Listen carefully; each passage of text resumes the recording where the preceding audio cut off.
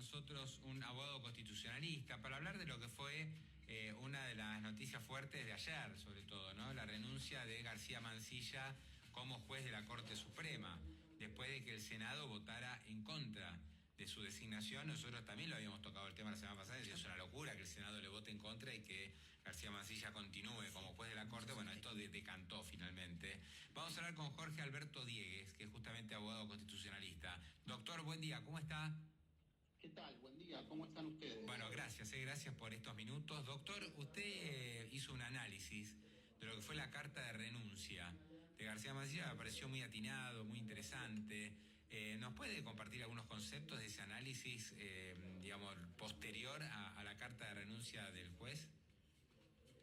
Mire, yo cuando leí la carta quise compartir algunos conceptos, como ustedes señalan, y un poco lo que yo señalo ahí, en una de mis redes, en la red X, lo que yo ya venía señalando desde que se conoció el nombramiento en comisión el 25 de febrero. En primer lugar, lo que yo señalo, una cosa que yo lamento mucho de la situación, es que la renuncia haya sido voluntaria, la situación. ¿Por qué? Cuando el Senado le niega el acuerdo al doctor García Mansilla, en mi opinión, por supuesto, yo publiqué un trabajo en el Diario de la Nación explicando la situación. Eso implica automáticamente el cese del magistrado. Hay alguna doctrina que ustedes conocen bien, que lo están diciendo sobre todo desde el Poder Ejecutivo, que entiende que continuaría hasta fin de año, a partir de una interpretación literal del artículo 99, inciso 19 de la Constitución. Entonces, mi opinión era que lo ideal para sacar algo positivo de todo esto, del proceso negativo, hubiera sido ideal que la Corte se pronunciara sobre esto y declarara la cesantía, o en su defecto que diga, le permita continuar hasta fin de año, como según la postura del gobierno podría hacerlo. Pero ¿por qué digo esto? Yo tengo muy claro cómo es la jurisprudencia de la Corte. Sobre todo hay un fallo muy categórico que tiene una fuerza normativa que ninguno de los otros precedentes se le podría equiparar, que es el caso de Belisario Montero de 1958. Ahí la Corte, si bien se trataba del nombramiento de un juez de facto, dijo que no podía continuar en caso de que no le dieran el acuerdo del Senado. Sin embargo, a pesar de tratarse, como le explico, de un nombramiento de un juez de facto, utilizó un análisis constitucional para justificar la decisión del artículo actual 99, inciso 19. Y dijo claramente que el actual artículo 99, inciso 19, no confiere una inamovilidad a los magistrados designados en comisión, y que su designación cesa en el momento en que el Senado rechaza el nombramiento, o al final de la próxima legislatura, en caso de que no se pronuncie. Como este fallo tiene 67 años, y alguna parte de la doctrina y de algún sector se viene poniendo en duda esto, como es de su conocimiento, hubiera sido ideal que la Corte se pronunciara sobre el tema, insisto, declarándolo cesante, o permitiéndole continuar en el cargo hasta fin de año. Eso, si lo declaraba cesante, hubiera dado una seguridad jurídica y una certidumbre, sobre todo para evitar que alguien en el futuro vuelva a hacer una cosa así, porque el día de mañana, como lo explicaba anteriormente, nos podemos encontrar con una persona que tenga menos escrúpulos y pretenda atornillarse a su cargo hasta fin de año. Si por el contrario no lo declaraba cesante y le permitía continuar, eso le daba una legitimidad al magistrado para poder seguir en su cargo, porque tenía el respaldo de una decisión de la Corte Suprema, más allá del rechazo del Senado, por supuesto. Entonces, esa es mi primera reflexión. En segundo lugar, yo observé que, como lo dije en su momento, yo entiendo que la Corte no debió haberle tomado juramento, no porque sea ilegal habérselo tomado, como dicen algunas personas. Yo creo que la designación en comisión es perfectamente legal, mientras esté en la Constitución, nos guste o no hay que respetarla, pero faltando 2 días hábiles para el inicio de las sesiones ordinarias, lo que me parece que debió haber sucedido es que el presidente de la Corte inicie conversaciones con los principales bloques del Senado para ver qué iban a hacer ante el decreto de nombramiento, y cuando, evidentemente, porque fue lo que sucedió, recabase la opinión de que los bloques iban a pedir una sesión especial para tratar el pliego, lo ideal hubiera sido demorar la toma de juramento hasta que el Senado se pronuncie. Estas son principalmente las dos observaciones. A ver, entonces, para ir un poquito más despacio, ¿la Corte hizo bien en aceptarlo a García Mansilla sin el pronunciamiento del Senado? Digamos, el tema de cuando se lo nombró en comisión, ¿estuvo correcta la Corte en aceptarlo? La toma de juramento es legal. La Corte procedió legalmente, pero no debió hacerlo desde mi punto de vista para evitar que suceda lo que ahora sucedió. Yo sé, ustedes me dirán, bueno, pero con el diario del lunes es muy fácil hablar. Yo lo escribí el 5 de marzo. Claro, porque era una posibilidad, era una posibilidad. Era una posibilidad. Era una posibilidad que ocurra lo que finalmente ocurrió, que la Corte le tomara juramento y que el Senado rechazara el pliego. Esto era algo posible que ocurra. Claro, acá lo que el doctor Lorenzetti comentó a partir de una entrevista radial que dio, él comenta sucedió algo parecido en el año 2015 cuando Mauricio Macri emitió el decreto 83 nombrando en comisión originariamente al doctor Horacio Rosati y a Carlos Rosenkrantz. Y Lorenzetti cuenta que a pesar de que la decisión en principio no estaba en la Constitución, hubo gestiones extraoficiales en la Corte haciéndole ver al Poder Ejecutivo que no era conveniente, con independencia de la legalidad de la decisión, que siguiera ese camino. En ese momento, aparentemente, por lo que él cuenta, el Poder Ejecutivo cambió de opinión y se reencauzó el trámite a través del nombramiento normal previsto por la Constitución. Esto no se hizo acá, me parece, y la Corte se resignó a tomarle juramento, que insisto, es una medida legal, pero no sé si era... dada las circunstancias, no sé si era lo más adecuado, me parece. Sí, está bien. Y de la carta de renuncia, digamos, ¿hay algún mea culpa de parte de García Mansilla? ¿Hay algo que dice, no, la verdad que esto no debió ser? O, digamos, ¿es correcto, ¿es correcto que él renuncie? ¿O debería la Corte haberlo expulsado? Digamos, él se podría haber quedado medio a la fuerza como juez en comisión, como sugirió Guillermo Franco, por ejemplo.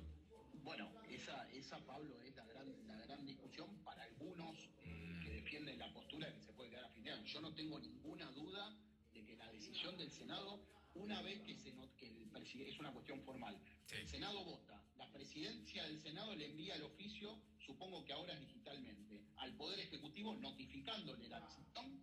Desde ese momento se produce automáticamente la caducidad del nombramiento. Yo no tengo ninguna duda de ese tema. Lo que pasa, doctor, pero espere, lo que pasa, a ver, yo no soy abogado, se lo aclaro. Sí. Lo que pasa es que en el momento que renuncia García Mansilla, parece que es una potestad de él, decir, bueno, yo sí renuncio, pero puedo no renunciar y sigo. O sea, no es que no había ninguna duda, porque si no, él no hubiera necesitado renunciar, lo hubieran echado, esa es la realidad.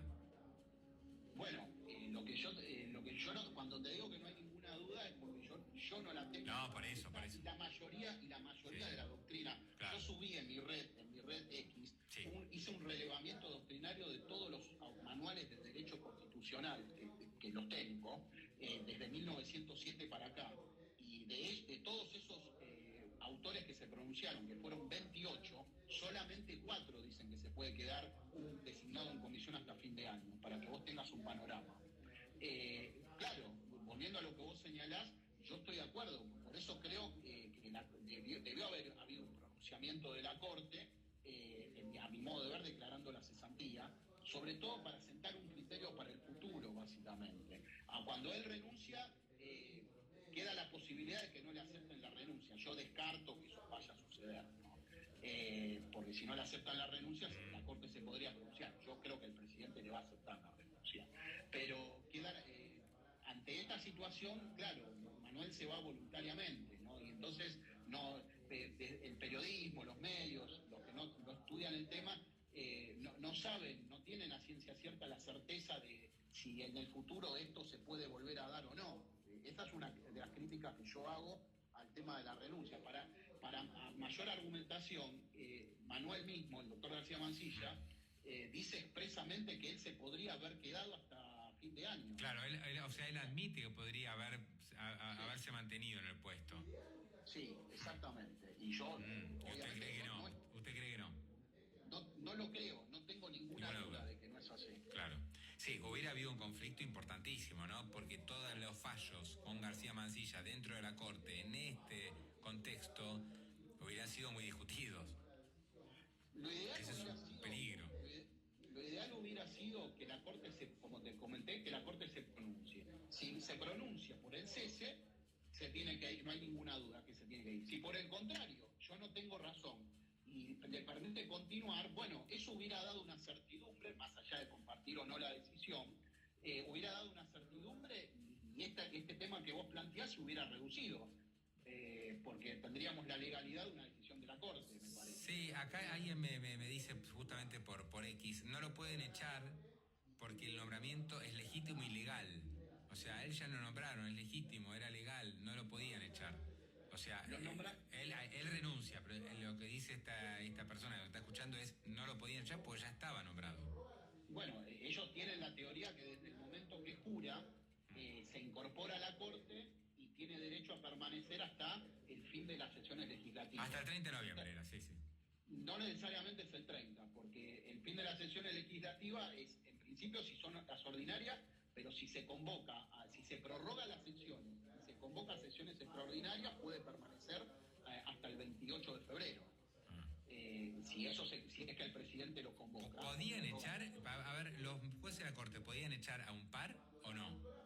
¿Podían decirle, señor, usted par nuestro lo puede echar o nunca pasó eso? No, nunca, claramente que pasó con el caso de la doctora Figueroa, si usted lo recuerda, la jueza de Pero por un tema de edad, ¿no? Pero por un tema de edad. Bueno, pero es un caso que se le puede asimilar y te explico por qué. Cuando la doctora Figueroa alcanza los 75 años y estaba, como ustedes recuerdan, con el testigo de ella en el Senado no logra pronunciarse antes de que cumpla la edad de 75 años, se pronuncia unos pocos días después. Ella solicita una licencia ante la Cámara de Casación y Casación eleva el tema a la Corte, informando al tribunal formalmente que cumplió los 75 años a los efectos de decidir qué hacer. La Corte podía otorgarle la licencia o, como lo hizo, declararla cesante, que es el punto en común con esta situación. No fue en este caso no hay una cuestión de edad, pero sí declara la cesantía la Corte. ¿Se entiende? Hay un punto que la Corte tiene una jurisprudencia tradicional de que no actúa sino en el marco de un caso judicial y en general, aunque ahora una doctrina ya prácticamente abandonada, pero la mantuvo durante muchas décadas, trata de no actuar de oficio. Ahora, como yo lo propuse cuando lo escribí en mi red, si por ejemplo el doctor García Mansilla hubiera solicitado una licencia a partir de la decisión del Senado y sobre todo del fallo del doctor Ramos Padilla, que por 3 meses le prohibía el ejercicio de la magistratura, si hubiera solicitado una licencia, ese trámite administrativo hubiera habilitado a la Corte a pronunciarse, por ejemplo. Y en este caso podría haber dicho, mire, le rechazamos la licencia porque usted ya no tiene derecho a tener licencia porque ya no es más juez, o por el contrario, usted puede quedarse hasta fin de año y bueno, si necesita esta licencia se la otorgamos. Doctor, y ahora la Corte sigue con 3 miembros. Ya está, sí. Ahora sigue con 3 miembros, efectivamente, hasta que, bueno, se cubran las 2 vacantes. Sí, o sea, volvemos a foca cero, digamos. Sí. Sí. Bueno, veremos. Entonces, porque el gobierno decía que no podía estar con 3 miembros, pero yo creo que van a seguir así hasta fin de año, ya está. No hay posibilidad de nombrar a otra, no sé, tiene que nombrar a otro en comisión. No creo que el Senado, ¿no?, le dé el visto bueno a ninguna propuesta que realice el Ejecutivo. A ver, hay que ver después de las elecciones. Claro, hay que esperar estas elecciones. La composición del Senado. A ver, el Poder Ejecutivo lo que podría hacer es algo que el presidente Milei aparentemente detesta, ¿no?, que es consensuar. Cuando la reforma constitucional de 1994 endureció significativamente las condiciones de acceso para la Corte Suprema al exigir una mayoría calificada de las 2/3 partes de los miembros presentes del Senado, es imposible para una persona, para un presidente, nombrar a alguien solamente por su sola voluntad. Es forzosa que tiene que consensuar. Esto en Estados Unidos no está. En la Constitución de los Estados Unidos es con mayoría simple el acuerdo del Senado. Pero acá, al exigirse los 2/3, es imposible no consensuar. Entonces, si vos me decís, bueno, hay que esperar a que después, hasta las próximas elecciones, esa es una opción. La otra es que el presidente pueda iniciar una ronda de consultas informales con los principales bloques del Senado como para enviar 2 nuevos candidatos. Lo ideal sería que la Corte esté cubierta. Yo creo que la Corte puede funcionar con 3 miembros, pero no da lo mismo que funcione con 3. Claramente no, porque, a ver, hay alguna discrepancia entre algunos de los jueces, se tiene que convocar un juez, los conjueces son ad hoc, es decir, para el caso concreto, cambia el conjuez y puede cambiar la jurisprudencia, no hay estabilidad en este tema, pero claro, entre convocar a un conjuez y nombrar a un magistrado en comisión, yo no tengo ninguna duda que prefiero el conjuez, porque los conjueces son los presidentes de las cámaras federales, que son gente ya experimentada, con antigüedad en el cargo, y me parece que, si bien es cierto que son ad hoc, da mucha más certeza y más legitimidad que un magistrado nombrado en comisión. A los hechos me remito. ¿Vuelve a su posición anterior García Mansilla después de haber pasado por la Corte, o ella había renunciado?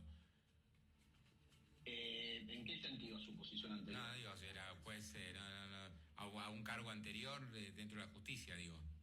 Él no tiene cargos en la... No tenía cargo, o sea, llega a la Corte directamente por su actuación como docente, digamos, como doctrinario, pero o sea, no como el hijo, ¿no? Que sigue juez de primera instancia.